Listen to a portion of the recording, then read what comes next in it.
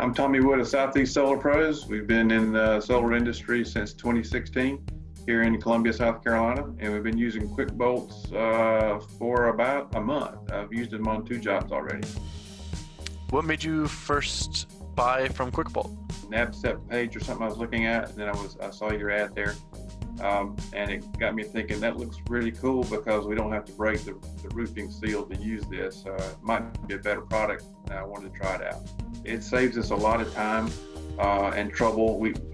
In addition to using the QuickBOLTs, we also bought a Bosch scanner, and so we scan the roof for the rafters, and we never miss, which is kind of nice. And so now that the QuickBOLT has a relatively small flashing, we want to be sure we don't have to be searching around for the rafter. So we've done those 2 together, and our jobs are going a lot faster. The savings is in having to break the seal for the flashing and put the flashing in. So I'd say we're probably saving 3 to 4 minutes per mount.